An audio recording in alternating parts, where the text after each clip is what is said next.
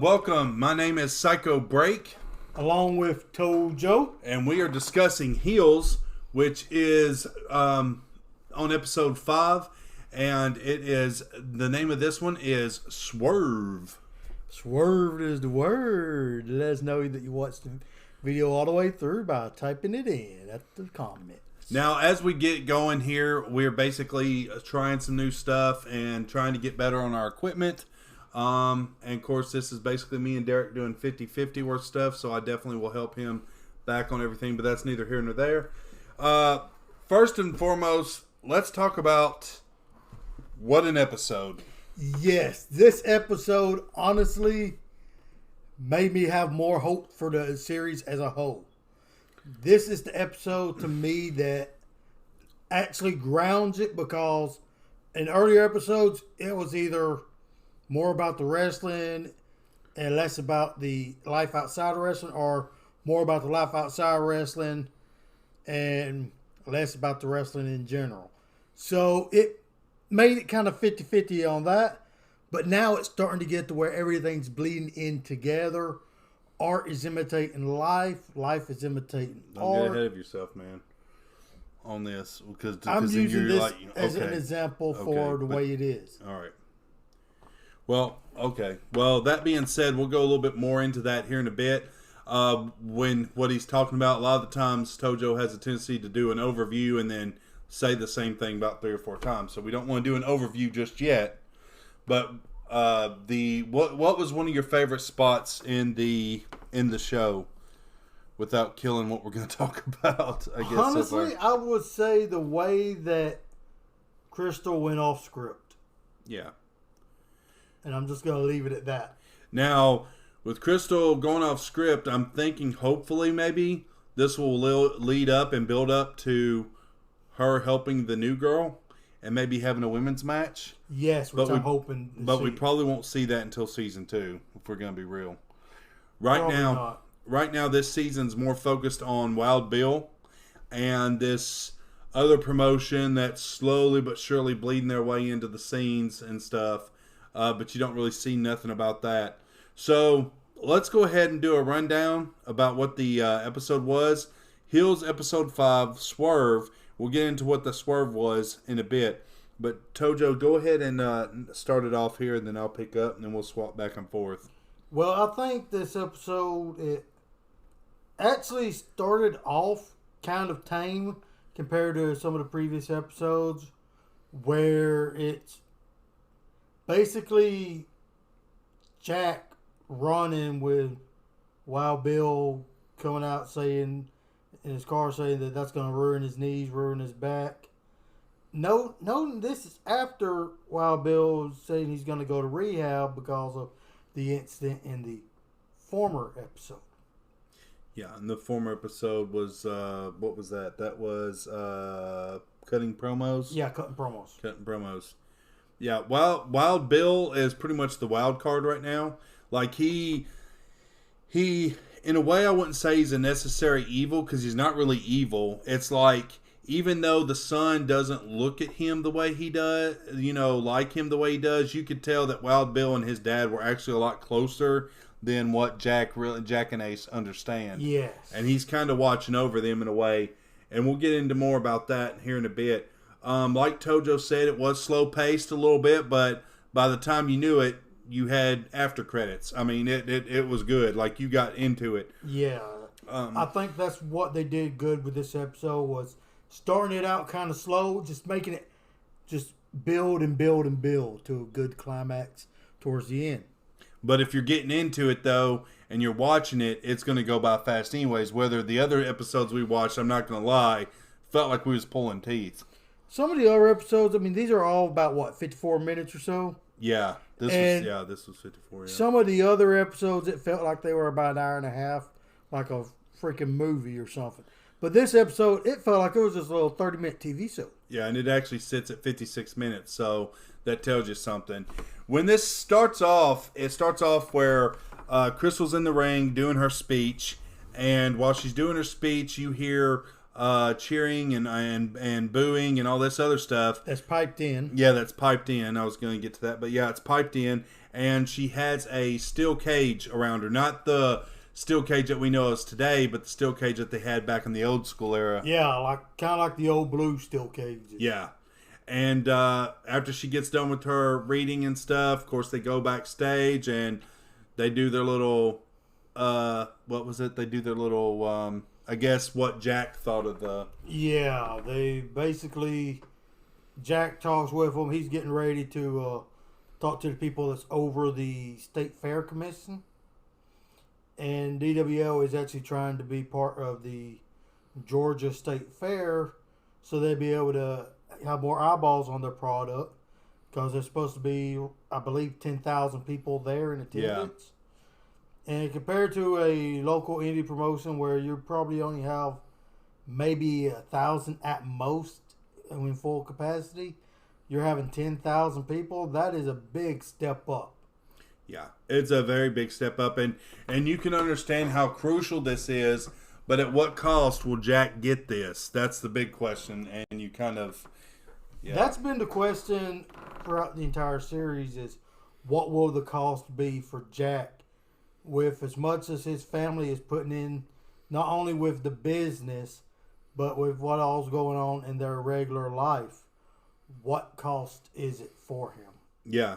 And one of the other things that happens is basically you have where the wife starts her job at the grocery store, and Wild Bill pretty much is, I guess in a way, harassing her in a way?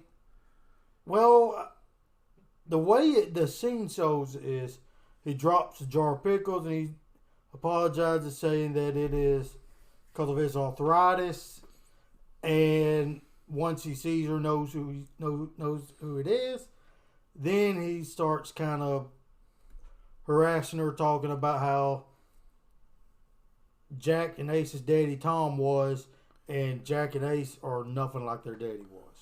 And pretty much to the point that he knows how to push her buttons. Like, he actually gets her to drop the F-bomb on him quite a few times. And this is supposed to be a church-going wife and all this other stuff that sings in the choir, which... that wasn't shocking, but it just shows you how Wild Bill's the type of person that could actually bring it out of you. Like, he could push the buttons.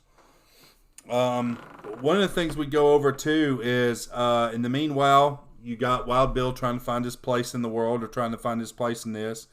And at one point, they're at a convention before the show, and they're doing autograph signings, right? Yeah, and Wild Bill just shows up. He buys a ticket for the show.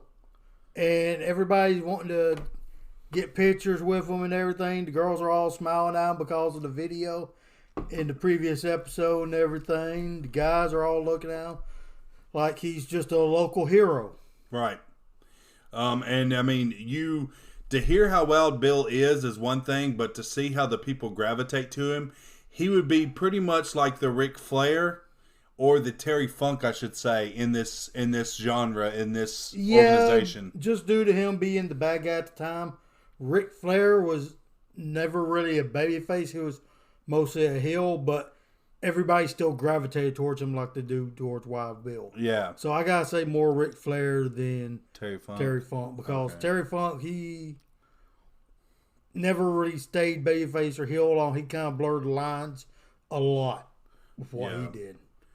Yeah, so in the midst of all this, while he's giving out the autographs and stuff, one of the bookers or one of the what are they called? The woman that is basically helping run the place pretty much, the DWL arena or dome. She's been there since it all started with Tom and Wild Bill. They were the founders of the DWL. Because you've seen matches in the previous episode from the very beginning of it, before they even had the dome, when they were just outside, and it was Wild Bill and Tom. Okay, so basically what I'm trying to say is that anyways, so she helps with that, but she sees Wild Bill there, and she's instantly trying to get him to leave. He pretty much convinces her to stay. In the midst of all that, he... she basically says, don't do anything that's going to make us regret it. Yeah.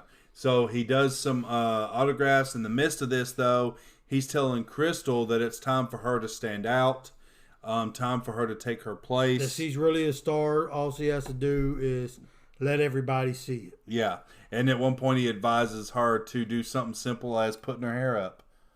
And she starts to do that before she goes in the ring that time. Yeah. Because she always had her hair down, but this time when she enters the ring, her hair is not up like in a ponytail, but it's pinned back up more. Yeah.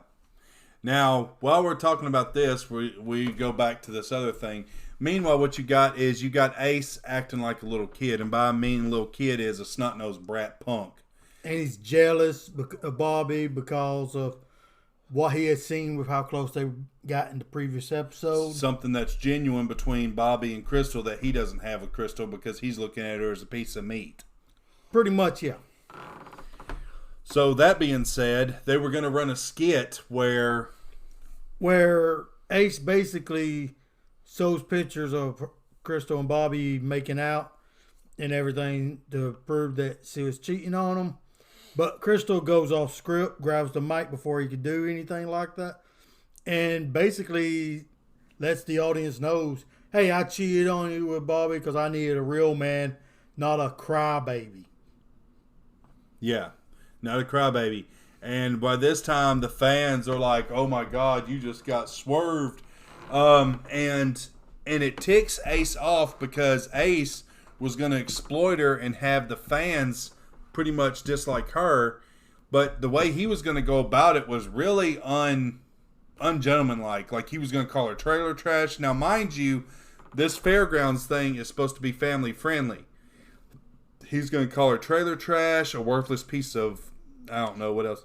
But garbage. Yeah, that's just a nice way of saying it. Friendly about it. Yeah, like Ace was just going beyond what was supposed to be scripted. Yeah, he really was. He was trying to push the envelope. So the fact that she interfered and stepped up like she did made it more interesting than Ace just browbeating her.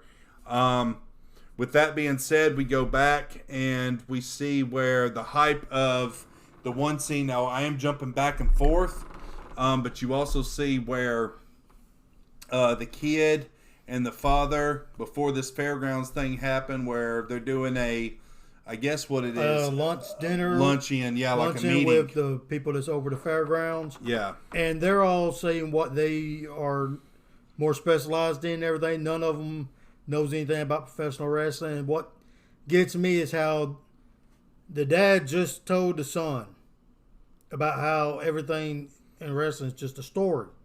It's not all real. The dad's not really a bad guy. He just plays a bad guy. Or for people that knows about wrestling, plays a heel.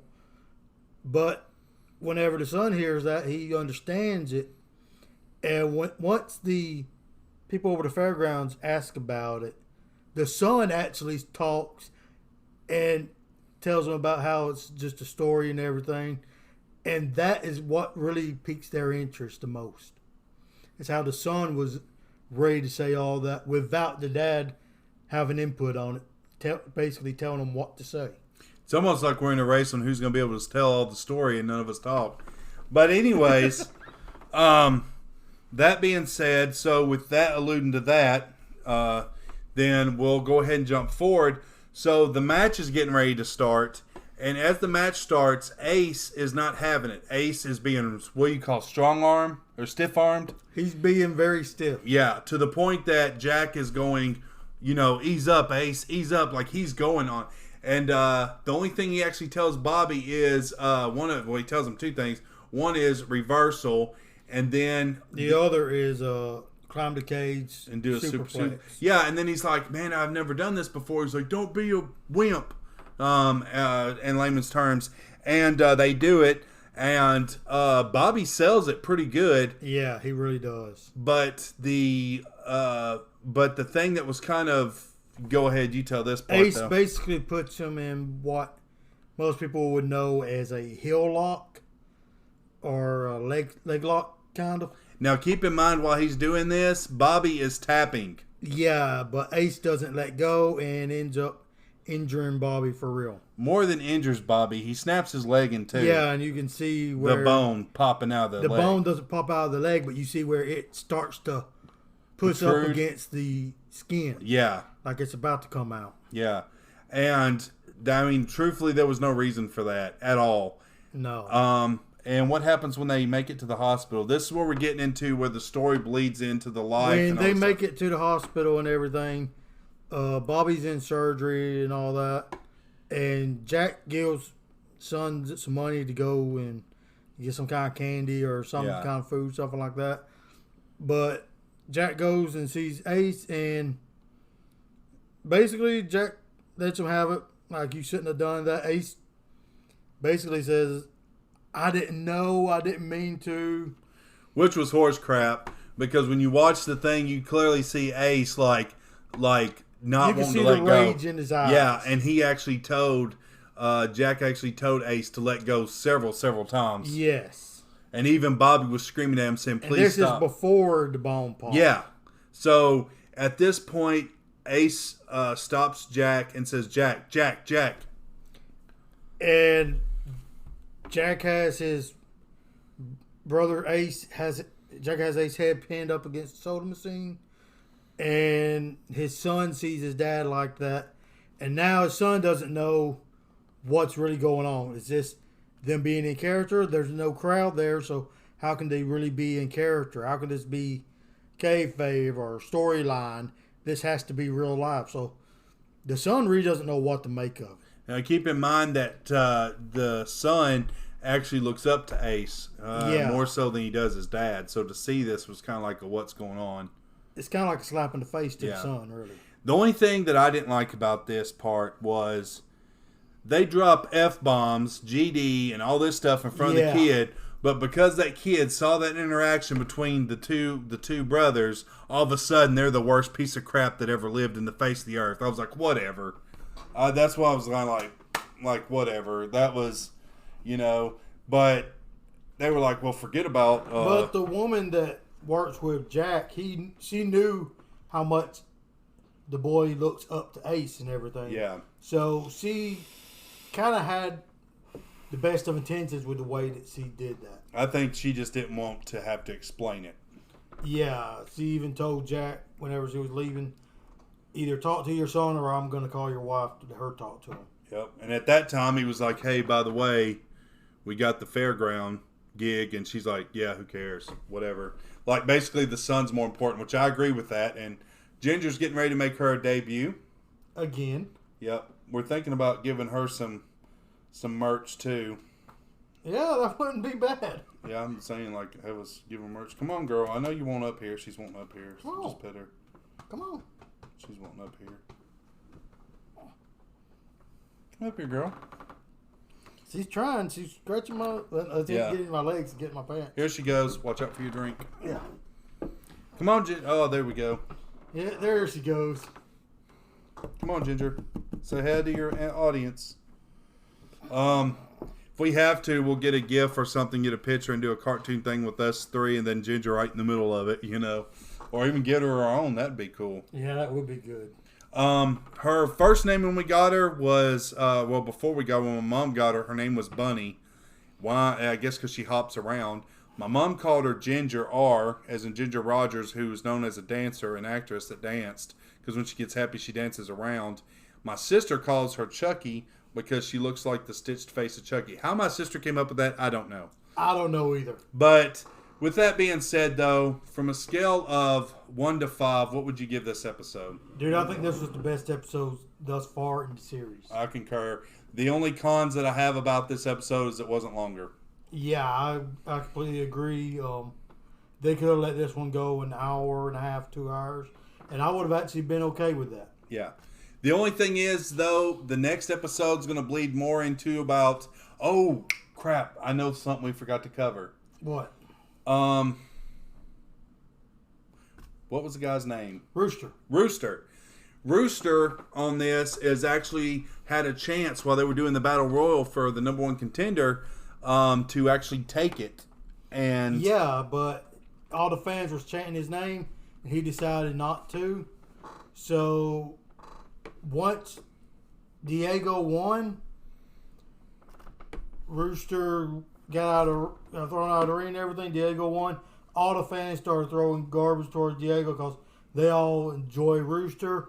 He comes back behind the curtain and everything, and Jack stops him and basically shows respect towards him and says, I got to deal with this tonight, but tomorrow let me know anything I can do that will help alleviate some of this for you, and I will be happy to do everything I can.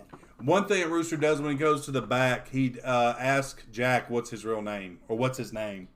And he was like, basically, which one? Because you get called several different names. Jack gave him his given name, or what you would call his legal name, or birth name, whatever you want to call it, his stage name, and the nicknames that he used for friends and nicknames that family uses for him. Yep.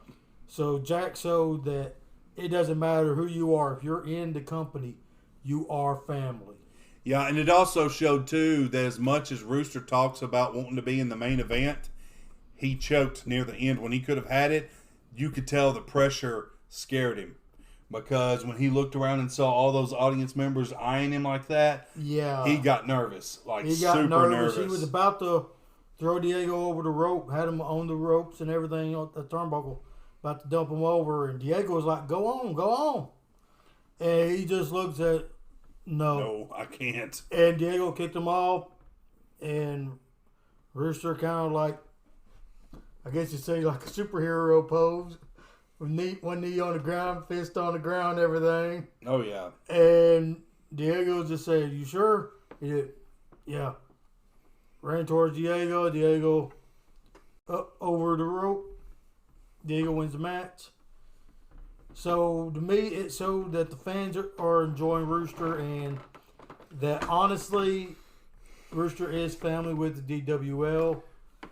And they're teasing for the next episode, Rooster thinking about leaving the DWL, but I really don't know what to think about this. I don't think Rooster's going to leave. I think it's just showing that somebody's going to get in his head.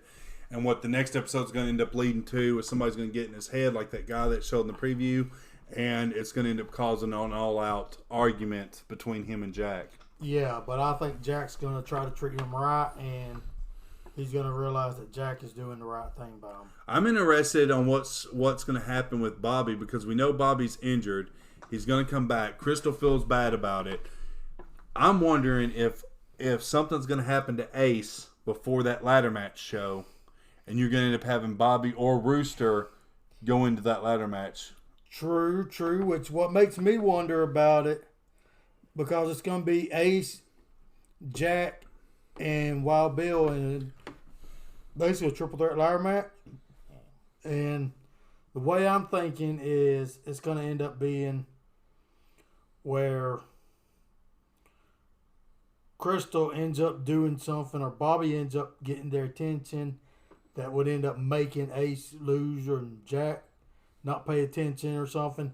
And I honestly think Wild Bill's going to end up winning the title.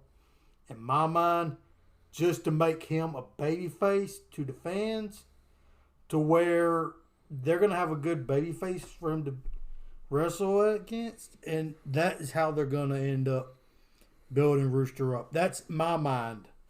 I don't know so much about Bobby interfering, because they kind of make it kind of clear in the previews, which you're right, they could do thing where he gets Bobby better. Could be at ringside or something. Right. I don't think it's going to be more. I'm thinking more detrimental than that. I'm thinking before the match, either Ace gets attacked, Bobby gets blamed, something's going to happen, and Bobby's going to be innocent on it.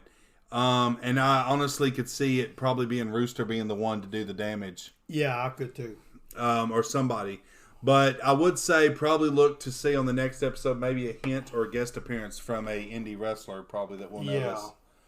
But anything else you'd like to add though to this? One of the things you'd like to see them do on this episode, on this future episodes, or? Well, what I'm thinking is that they're going to end up having a triple threat ladder match at the fairgrounds for the state fair and everything, which I think will be something that'd be good to have a match for the title there.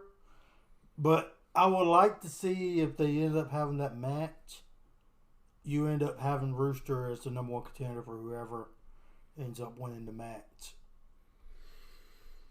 I would like to see that. I don't know if it's going to happen. It's a good guess, but Rooster didn't win the Royal Rumble. It was the other guy. But he could end up facing him in a one-on-one match for that number one spot. I don't see the ladder match, honestly, I don't see the ladder match actually happening as planned, only for the simple fact that you got Bobby that's going to be ticked off. Even though Bobby's been passive, I think you're going to start seeing Bobby become more and more aggressive.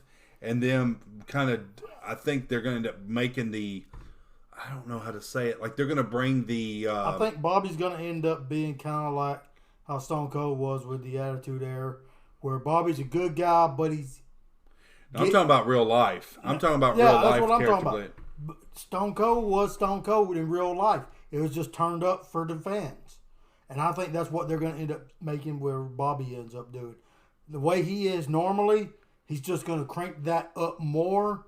He's a good guy, he's trying to get revenge, but he's trying to do it the right way. I don't think so. I think Bobby's about to get framed.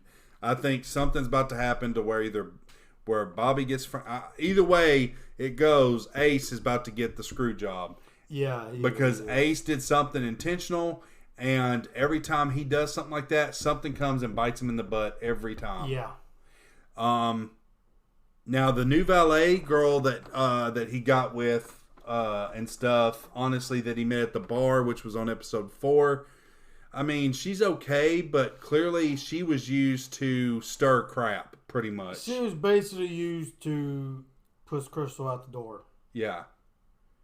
And honestly, like, I don't know. It makes no sense. Like, Ace, it's okay for Ace to sleep around with other women, which most guys act like this anyways. It's okay for them to mess around on other women, but that woman better not do it to him. And at the time, Crystal wasn't even sleeping with him, wasn't sleeping with Bobby, wasn't doing anything other than just being a good supportive friend. Well, but I see what you're saying. But Ace didn't see it that way. I see what you're saying on that. Ace saw as they were getting close. Okay, I see you're interrupting. But what I'm saying is that the thing that Ace saw between them two was the fact that they had a connection. Mm-hmm. Ace didn't have that connection with Crystal, and it was semi-forced. Like, all he used her was for a play toy, right? Yeah, pretty much. So it's kind of like if you see, like, for example, you see me talking to someone or you're talking to someone, because I'm your friend, I can see, hey, wow, they got chemistry going on. Whereas like me and my first wife. I didn't see your first wife. Yeah, you know my first wife. JJ Mafferty's mom. Okay, we're going to bring that on air? This is just a run for anyway. But the hell it is. Welcome to the dog pound. But anyway, it's kind of like with my kid's mom. I didn't see it because I was involved in it. That she basically was just trying to use me and everything. Where you did, my parents did. But I was in the circle, so I couldn't see it. Everybody else was outside. They could see it. And when you're with someone in that circle, 9 times out of 10, you're not going to see it. Yeah. But case in point, what we're trying to say is, long and short and skinny of it is, Ace saw a true relationship forming between Bobby and Crystal. And it was something that he couldn't have because all he looked at her for was sex. And she actually liked Ace. Like, she really, really liked Ace. Yeah, she really did. And he pretty much ran her through the mud. And now he's got another gopher to go to. I'm hoping that this starts something with... Where Crystal can be involved in the ring. Yes, female wrestling. But I'm thinking, I don't know how that's going to happen. I don't know either. I tell you what would be a big swerve is if that girl, that ballet girl, not Crystal, it ends up being the one that injures Ace. Something's going to go awry on that ladder match. I honestly think either the ladder match is going to start and it be normal, and then that girl's going to end up trying to help Ace but ends up hurting him, where he ends up losing, or Ace is going to end up doing something to piss somebody off and get attacked before the match. And if that happens, technically the number one contender is supposed to be Diego, but Diego could step aside and let Rooster at it because Rooster is his friend.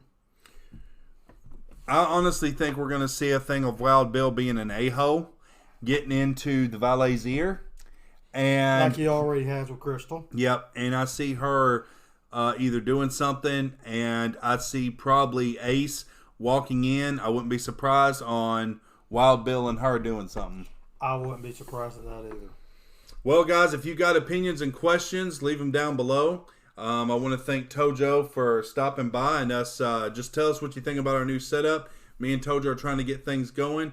Hopefully, we can try to get things going at different places. But as of right now, we're taking it as we go. But let us know. And hopefully, what we can do is sometime on day off or something, try to get a hold of Big Bus, have him back here to where we can actually almost do like a late night type thing, like where one of us talks to him and then the other one gets up and then vice versa. But yeah, so if you like what you see here, be sure to rate, comment, subscribe, and as always, break every chain. God bless you guys. Y'all have a good night.